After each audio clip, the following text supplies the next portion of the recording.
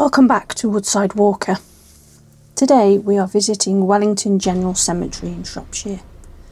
We are here to tell the story of young Mary Elizabeth Mayos, known as Polly. Unfortunately, there is no grave of Polly to visit, but through newspaper articles of the time, ghost stories, and most importantly, this wonderful book by Telford author SARAH-LOUISE Davies, we are going to discover the tragic tale of young Polly.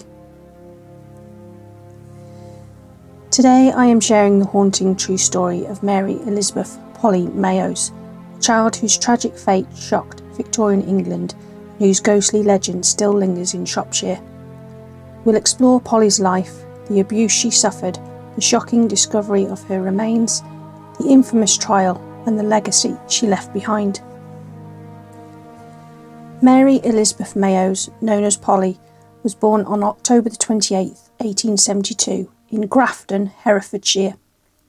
She was the second of 4 children to Mary Ann Roberts and Thomas Mayos, a coachman. After her mother died when Polly was just 4, her father remarried Eliza Williams, a widow with 2 sons. The family moved to Shrewsbury, likely for work, and Polly's world changed dramatically. Polly's stepmother, Eliza, quickly became infamous for her cruelty. In 1880, Eliza was sentenced to 6 weeks of hard labour for beating Polly so severely that she was covered in bruises and even had flesh cut from her body. Later that year, Eliza was convicted again for another assault. Polly's father, Thomas, was also convicted in 1882 for beating Polly with a birch rod, leaving her bruised and starved.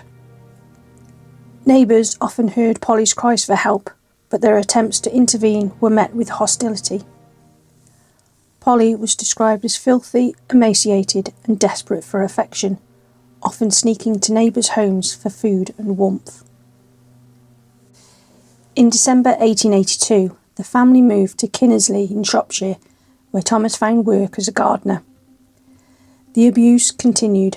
Neighbours quickly noticed Polly's poor condition. On January 11, 1883, Polly ran away to neighbour Elizabeth Hughes seeking refuge. She was covered in bruises, had 2 black eyes, and was starving. Eliza retrieved her, denying the abuse, and Polly was never seen alive by outsiders again. Weeks later, Polly vanished. Her stepmother claimed she'd been sent to an institution in Shrewsbury to learn a trade, but suspicions grew. Polly's final days were marked by escalating violence and neglect. On February 1, 1883, she was at home with her stepmother, Eliza, and her brother, William. According to William's later testimony, Polly was made to sweep the kitchen hearth and then disappeared upstairs with Eliza. William was asked to bring up a pot of warm water, but Eliza blocked his view of the room. Later, Thomas returned home for lunch and was called upstairs by Eliza, who claimed Polly had suffered a fit or fallen by the fire. Thomas wanted to fetch a doctor, but Eliza insisted he stay. Polly died from a fractured skull, and the circumstances suggested she was beaten to death. Thomas ate his lunch and went back to work, probably knowing that Polly was dead. When Thomas returned home later that night, he and Eliza discussed what to do, but eventually went to bed as Thomas was tired. The body was left overnight, and the next day, Eliza and Thomas cut up Polly's body in the dark. Eliza attempted to burn parts of the body, but when this failed, they placed the remains in sacks. The disposal of Polly's body was gruesome and calculated. Eliza and Thomas attempted to destroy evidence by burning parts of the body in the fireplace, but this was only partially successful. The head and legs were wrapped in brown paper tied with string and placed in sacks. Eliza disposed of the head in Apley Pool, while the legs were also found in the same pool, weighted down with bricks. The remainder of Polly's body was never recovered. Eliza claimed to have thrown it into the River Severn at Atcham Bridge, a considerable distance from their home. The police and community speculated that some remains may have been further destroyed by fire or lost to the river's current. The investigation began in earnest on February 9, 1883, when Joseph Bates, a gas man at Apley Castle, discovered a sack in the shallow water of Apley Pool. Inside was the severed, partially burnt head of a young girl. The discovery caused immediate shock and horror in the community.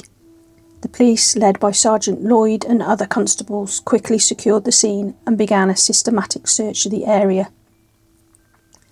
Days later, 2 legs were found in another sack nearby, similarly wrapped and weighted. The remains were identified as Polly's by local villagers, who recognised her distinctive features, including a flat nose and small ears. The police investigation was thorough and methodical for the time. They drained Apley Pool and searched the surrounding area for further remains. Bloodstained clothes and charred bones were found in the family's cottage, and neighbours came forward with accounts of abuse and suspicious behaviour. The police pieced together the timeline, noting that Polly had not been seen for weeks and that Eliza had given conflicting stories about her whereabouts. The investigation also uncovered a history of violence in the household, with both Thomas and Eliza previously convicted of cruelty to children.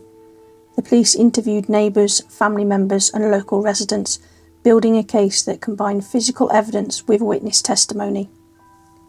The authorities faced significant challenges, including public outrage and the threat of mob violence. Crowds gathered outside the police station at Shrewsbury and the Mayos' cottage, demanding justice and threatening to lynch the accused.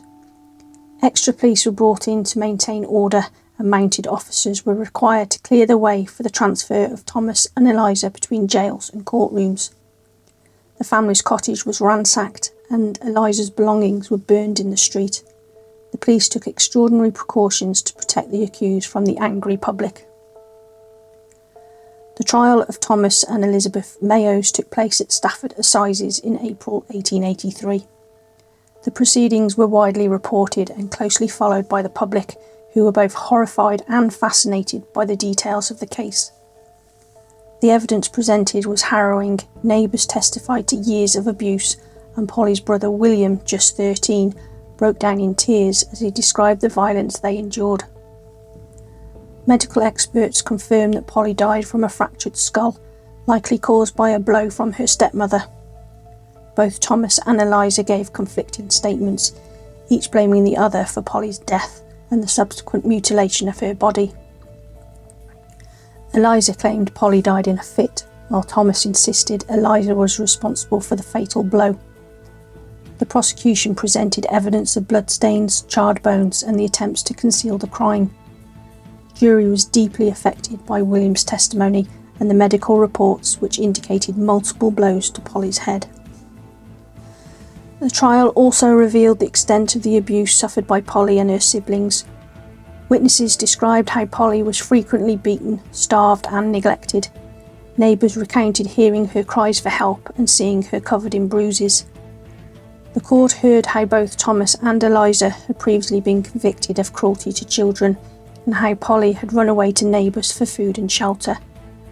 The prosecution argued that the sustained abuse and neglect led directly to Polly's death, and that the subsequent dismemberment and disposal of her body were attempts to cover up the crime.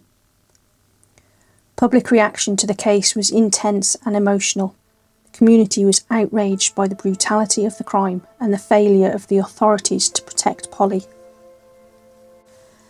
Crowds gathered at every stage of the investigation and trial, demanding justice and threatening violence against the accused. The press reported on the case in detail, fueling public anger and ensuring that the story was widely known. The trial was seen as a test of the justice system's ability to protect vulnerable children and punish those who abused them.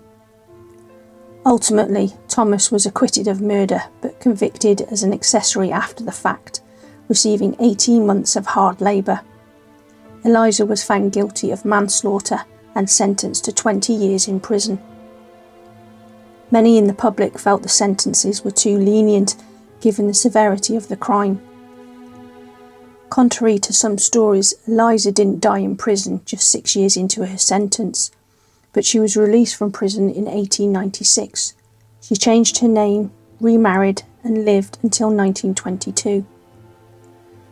Thomas reverted to his birth name Cook and lived out his days in Herefordshire, dying in 1909. Following the conviction of Thomas Mayos and Eliza Mayos for their roles in Polly's death, the surviving children faced significant upheaval and hardship. William Mayos, Polly's older brother, after the trial where he gave vital evidence, was sent to live in workhouses.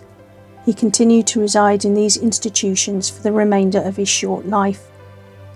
He died on May 20th, 1890, at the age of 20 from an epileptic seizure.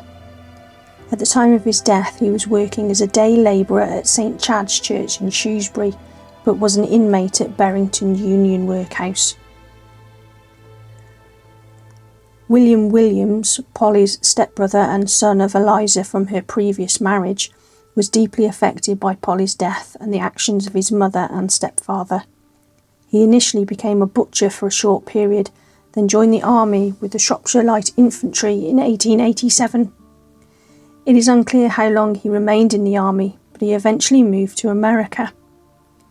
He married Isabella Horner on September 21st, 1892, and changed his name to Charles Miller, likely to distance himself from his past in England. His marriage certificate confirms his identity, listing his mother as Elizabeth Mayos and his birthplace as Shrewsbury. William Williams and Isabella had 3 children: William Charles Miller, James Miller, and Elizabeth Jane Miller. Sadly, William died in April 1897 at the age of 27, before meeting his youngest daughter, who was born later that year. Rosetta and Myra Ann, known as Annie, Polly's younger sisters.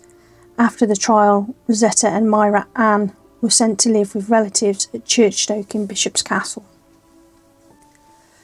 The records do not provide extensive details about their later lives, but it is clear they were separated from their immediate family and placed in the care of extended family members. The aftermath of the trial saw Polly's siblings scattered across workhouses, relatives' homes, and in the case of her stepbrother, a new life abroad under a changed name. The trauma and notoriety of the case left lasting marks on their lives, with some dying young and others seeking to distance themselves from their family history. The fate of Polly's siblings is a poignant reminder of the broader impact of family tragedy and public scandal in Victorian England.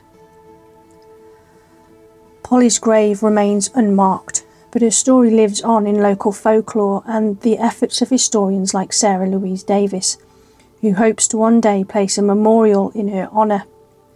Sightings of Polly's ghost continue this day, a poignant symbol of a child failed by those who should have protected her.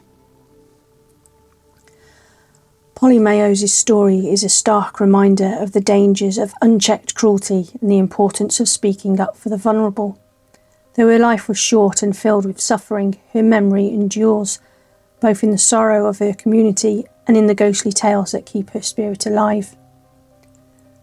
Research for this video came from newspapers of the day and this wonderful book written by author SARAH-LOUISE Davies. Proceeds from sales of the book are being put towards hopefully one day finding the location of Polly's grave and to have a suitable mark placed on it. There will be a link to Amazon where you can purchase the book from. There is still lots of details of the case I haven't covered. If you found this story moving, please like, subscribe and share to help keep Polly's memory alive. And as always, thank you for watching. Until next time, take care of each other.